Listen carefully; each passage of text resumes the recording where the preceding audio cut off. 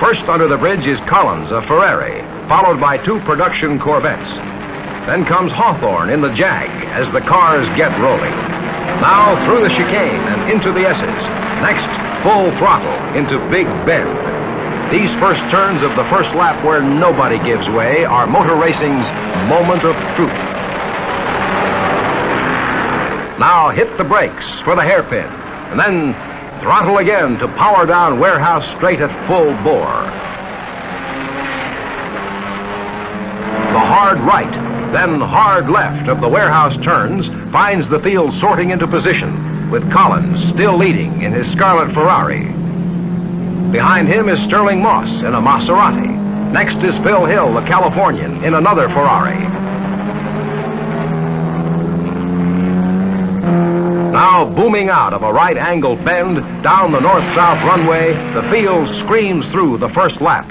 There's still no sign of Jean Barra, who started Fangio's Maserati, or of the rapid new Corvette.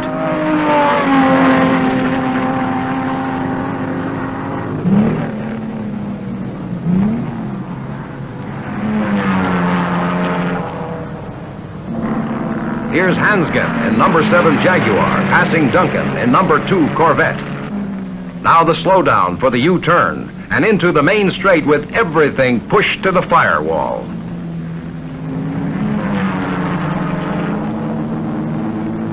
That's how it went in the first lap and the first hour, with Collins holding his Ferrari in the lead and Barra almost 16 seconds behind him. And the grind continues. 1 hour. 2 hours, 3 hours. Here comes David Ash into the pits for a fuel stop and general check on the number 51 MG. While attendants swarm over the car, David unglues himself from the seat and heads for the pit. How's it going? It's running fine, Gus, like a dream. Just watch that corner going into the main straight. I find second gear better than third there. How's the oil pressure holding up? Oil pressure's fine. I think it's running a little bit hot, but you got to Hey, give me a cloth over there. I'll get it. Hold it, honey. You'll get us disqualified. Only 2 men in the pit. Everything's checked, nothing's wrong, and the MG goes back into battle again, this time with co-driver Gus Ehrman at the wheel. The sun gets higher and hotter in the Florida sky as the race grinds on. The heat takes its toll, and fading brakes start to plague the leaders.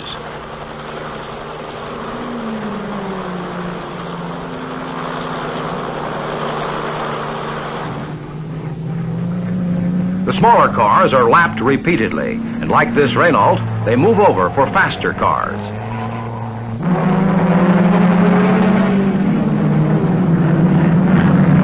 Number 29, which just passed the Renault, has Chuck Hassan at the wheel. And now, leading the MG he just passed, he comes boring through the chicane. And there he goes.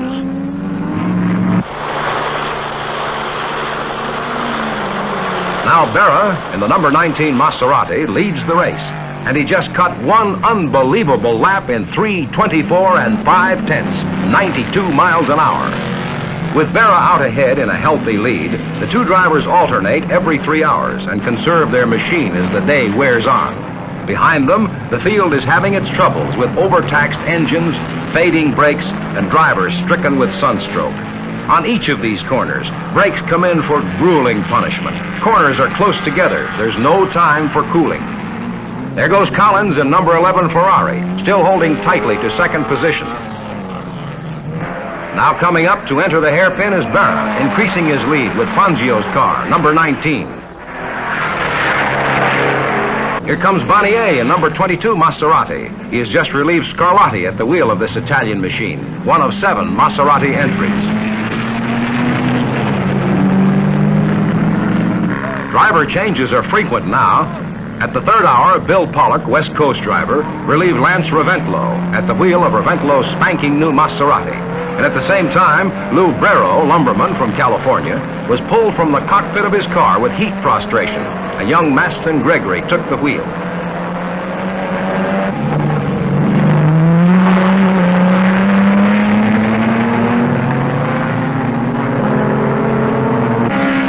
The Corvette Super Sports, Detroit's highest hope yet in sports car racing, has been out since shortly after 1 o'clock. 3 other Corvettes are still running strongly at the end of the 4th hour of racing, when 15 of the 65 cars have retired with a variety of ailments.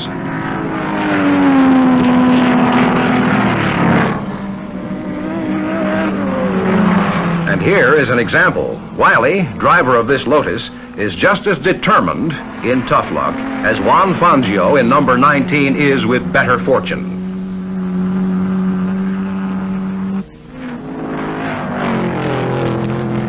Under the rules, drivers may receive no help on the course, so Wiley is pushing his car into the pits for repairs, which must be done with parts and tools carried in the car, plus the help of his pit crew.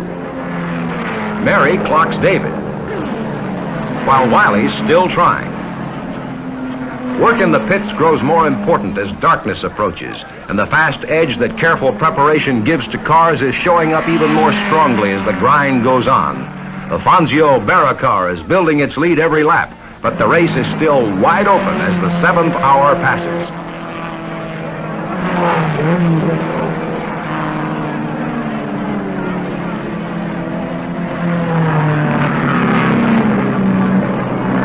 Here's 15, the Gregory Brero Ferrari, in for new rubber, and still a strong contender for one of the first 3 spots. There's warm support from this quarter as the Ferrari bounces back into the race with Gregory behind the wheel. Flagmen who line the course are especially alert now as fatigue begins to take its toll of drivers. Now, with the 8th hour ending at 6 o'clock, the Works Jaguar, piloted by Mike Hawthorne, who drives with a jaunty bow tie, has made its bid to overtake the Flying Fangio. But his bid must be accompanied by racing luck, for the Argentine pilot has a 3-lap lead on the Englishman, and this is just too much of a handicap. Behind the Jaguar, by a single lap, is another smaller Maserati, with Sterling Moss and Harry Schell sharing the driving chores. Schell, who ranks with leading European drivers, is now at the wheel of that car.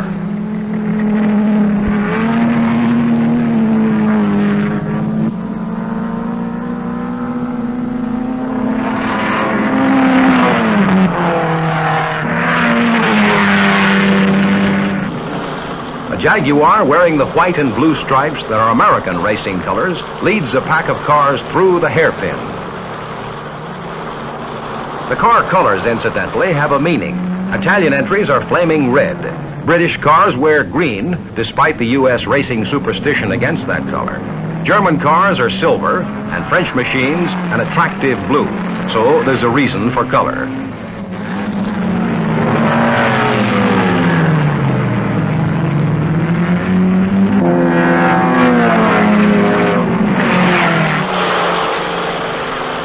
These difficult warehouse turns look a little different from the air, but they're proving anything but simple to Lunken in number 29 Ferrari, who's due in any time now for relief.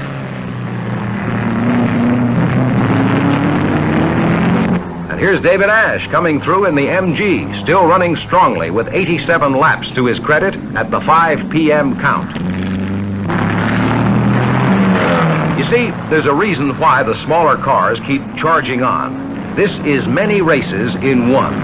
There are winners judged in each of 9 classes, depending on engine size. Oh, watch for a moment now as one driver gives a wave off to a car trying to pass him without possible clearance. In addition, there's a separate contest for index of performance, judged on a handicap based on engine size.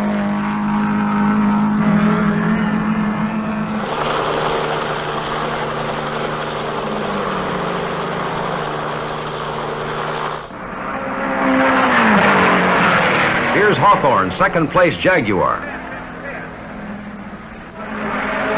And as night approaches, in comes the number 27 Maserati of young Lance Raventlow for tires and fuel.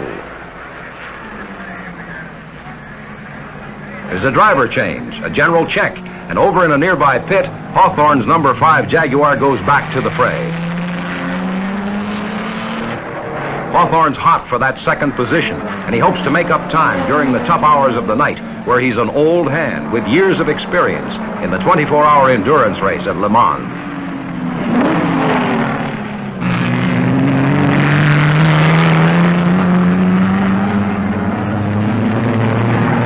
Back at the warehouse turns, we find number 7, the Hansgen Boss Jaguar, dicing with 45, a Porsche, driven pell-mell by Ken Miles, who makes a specialty of chewing on tailpipes. This is a classic example of the Miles spooking technique. And now the picture changes. The lights-on signal has been given. These are the most dangerous minutes of the day, as drivers fight to adjust their eyes to the darkness after more than an hour of squinting into the setting sun.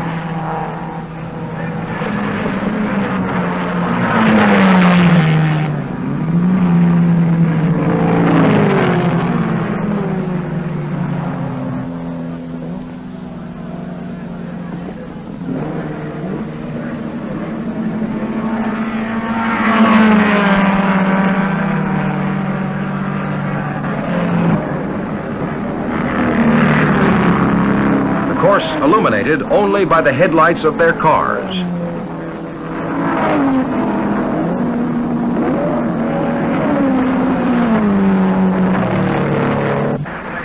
Fangio still holds his lead during these final hours of night racing, and he's almost sure to break records. Hard-driving Hawthorne has lost second place to Sterling Moss and Harry Schell. They'll make it a 1-2 win for Maserati if luck holds out.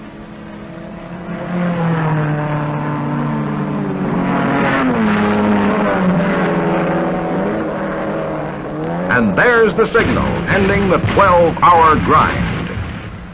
Here come the headlights of fabulous Fangio and his victorious number 19.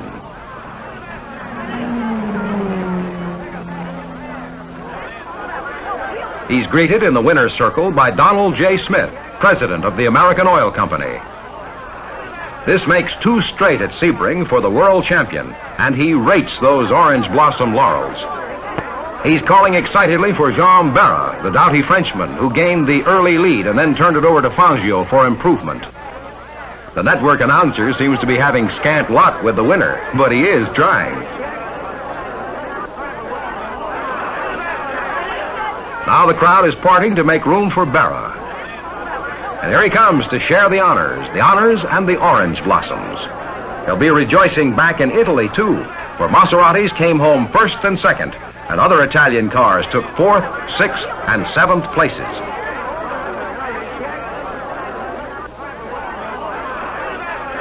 Celebration is the keynote in Florida tonight. This pair really earned that coveted Amoco trophy. They tumbled 3 records: fastest lap, best average speed, and longest distance covered in 12 hours.